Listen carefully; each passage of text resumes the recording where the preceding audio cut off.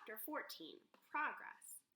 The years after World War II were an age of technological progress. Jet engines replaced propellers. Reaching Mach 1 left engineers hungry to conquer Mach 2. Supersonic flight led to still faster hypersonic flight. Each breakthrough pushed the imaginations of inventors and engineers a little bit further, tempting the workers at Langley Memorial Aeronautics Laboratory to envision a time when they eventually would create an aircraft capable of breaking free of the Earth's gravity and reaching outer space. One step in this march of progress had occurred in 1947, when Langley bought its first electronic calculator from Bell Telephone Laboratories. No one confused the female calculators with the room-sized calculating machines that performed in the same function. Did you realize that the first computers that ran mathematical computations were the size of a room? Probably the size of, I don't even know. I wouldn't say a small bedroom. I think they were pretty big, actually. No one confused the female computers with the room-sized calculating machines that performed the same function.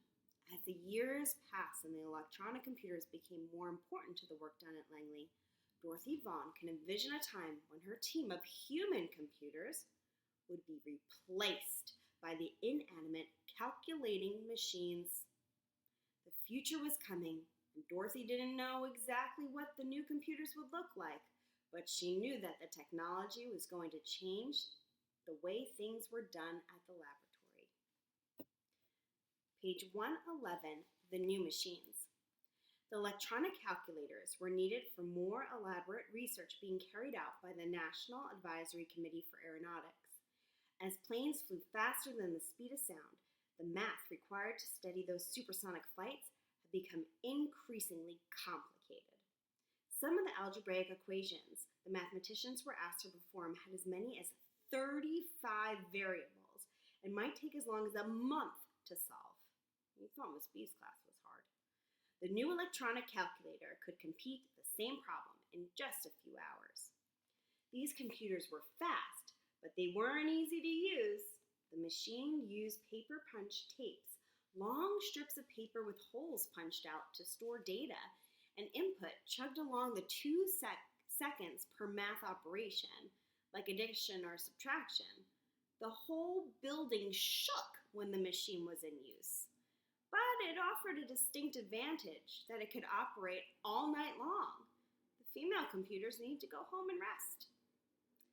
Page 112, The New Era. In the mid-1950s, the National Advisory Committee for Aeronautics bought its first computers from IBM, an IBM 604 electronic calculating punch, and an IBM 650. The engineers needed them to calculate the flight path for a hypersonic, above Mach 5, rocket plane, an experimental aircraft that could fly high enough and fast enough to leave Earth's atmosphere and break the pull of Earth's gravity in order to reach outer space. At first, these data processing machines weren't very reliable. They made mistakes, and engineers or human computers who worked as engineers had to keep an eye on the output. In the 1950s, the electronic computers with their $1,000,000+ price tags were only used by large research facilities. They were fast, but they could still process just one job at a time. They chugged out answers around the clock, but competition for computing time remained fierce. Every engineer wanted time on the machines. Only the most short-sighted of the human computers failed to see that the electronic computers were going to dominate the future. What do you think would happen to their jobs then? The machines brought vast amounts of computing power and efficiency to the research process. Evolution occurred in scientific progress just as it does in nature. Positive traits continued and obsolete ones died off. For example, propeller research had been one of Langley's most important areas of investigation at one time, but the propeller planes were replaced by faster jet engines. By 1951, the propeller tunnel was declared obsolete and demolished. Engineers who had staffed it were left to find a new specialty or just retire. The same thing was going to be true of the human computers. They would have to evolve, that means change, or they would become obsolete, which means that they wouldn't have a job anymore. The machines didn't immediately threaten the mathematicians' jobs, but Dorothy Vaughan realized that mastering the electronic calculators would be the key to job security. When Langley started giving classes in computer programming after work and on the weekends, she signed up, and she encouraged the women in her group to do the same. Dorothy knew that there would be more direct and open competition with white computers, and African American women had to meet or exceed the standards. But she expected that those new jobs would be open to her and the other computers if they were ready. Integration is gonna come, she said. She recognized that the blurring of the color lines could put her and the team in a position to qualify for desirable jobs that were going to open up for people who were experts in managing the electronic computers. To keep moving forward, African American women needed to take advantage of every opportunity for additional training. Dorothy attended all the classes on computer programming that she could find. Langley offered a series after work lectures on aerodynamics there in the laboratory. Other classes were offered at Hampton Institute, the Langley Air Force Base, the College of William and Mary, and Newport News High School. Hampton High School was the seat of the University of Virginia's Extension School, one of Langley's campuses. In the evenings, Langley's top researchers taught classes to laboratory employees at the city's only public high school, but the high school was off limits to the city's African American children who were sent to Phoenix High School on the campus of the Hampton Institute. School segregation had become a red-hot topic across the country. Politicians and ordinary citizens debated the quality of its schools, especially how American students compared to Soviet students in math and science. The goal of raising the general level of technical proficiency had only grown stronger as the rift between the United States and the Soviet Union intensified. The fear of communism and spies had exploded during the period that became known as the Cold War. In the United States, the debate had expanded into a broader discussion of the participation of African Americans in the technical fields. If the United States wanted to cultivate the best and the brightest students in math and science, why waste the much-needed brain power of Black children by sending them to inferior schools? Every day, Catherine, Dorothy, Mary, and other Langley computers were proving that women were as good as men in math, and that African Americans were just as gifted at math as anyone else. Page 115, a woman engineer. Mary Jackson was putting her math skills to good use in her new job.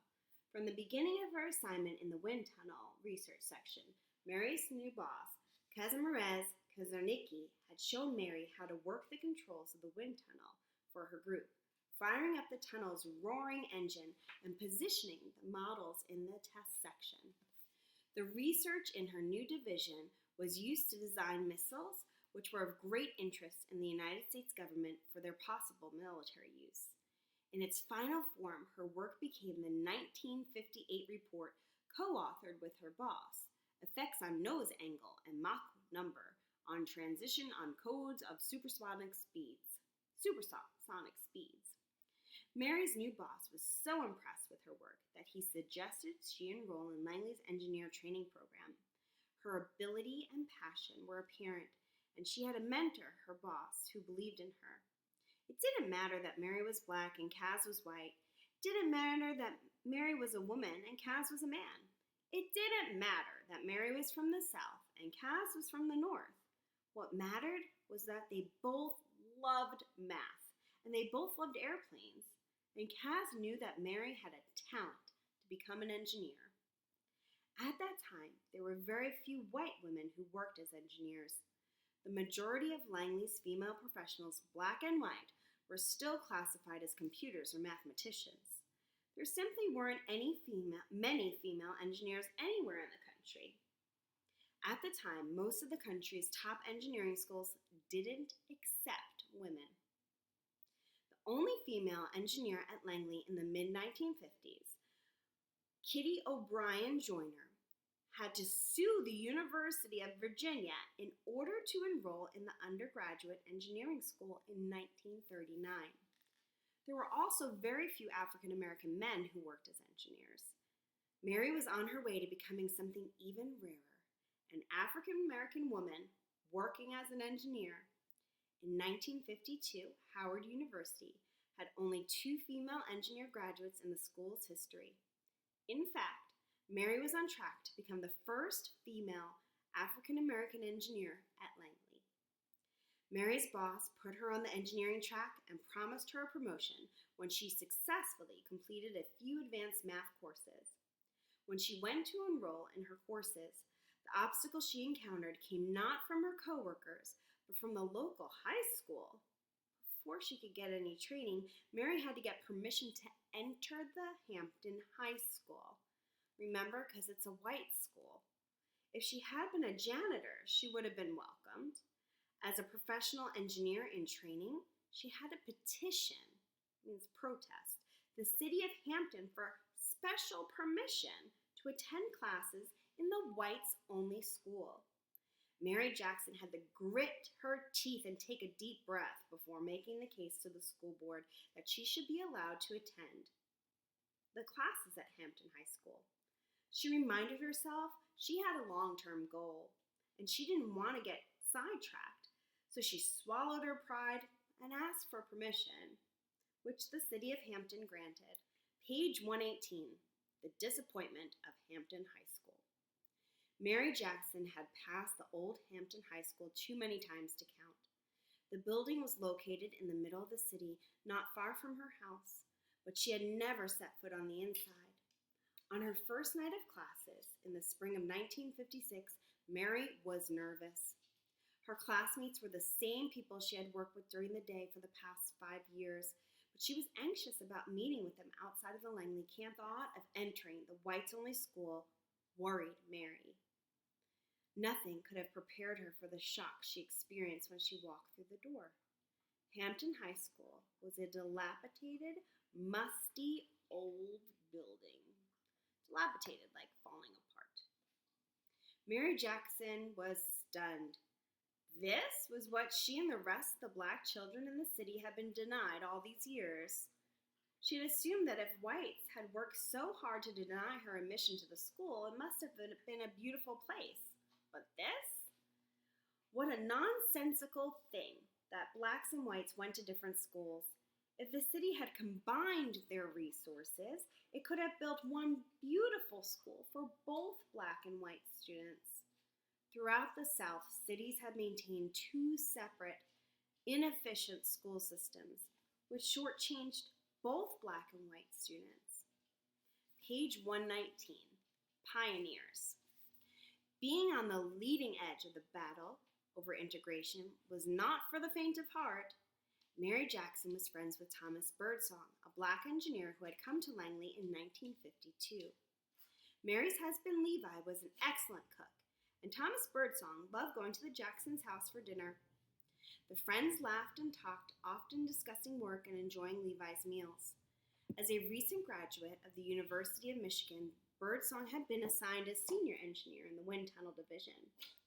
His boss instructed him on how to conduct his first test, then assigned him a partner, a mechanic to assist and answer questions. The mechanic, a white man with years of experience at the lab, sabotaged Birdsong's first experiment by incorrectly attaching the model during the test. Birdsong knew he had been undermined, but he didn't say anything. He was from the South and knew all too well that many people would defend a white man over a black man in any kind of dispute. Birdsong presented his data. His boss recognized that he had been sabotaged and was irate. "You will never do that to this man or anyone else. Do you understand me?" the boss shouted at the mechanic. Birdsong went out of his way to remain calm at work, but keeping his anger bottled up wasn't good for him either. In general, black men at Langley were more likely to have trouble over racial issues than black women. Their good manners and gracious attitudes did not always protect them. Though the white engineers were typically polite and respectful to the black men, it was often the blue-collar mechanics, model makers, and technicians who were threatened and made the African Americans feel unwelcome. For Thomas Birdsong, the constant battle against race wore him down. Like Catherine, he found a way to opt out of the segregated facilities. Each day at lunchtime, he and a friend escaped to a black-owned restaurant just outside the entrance to the Air Force Base. There, he could be himself.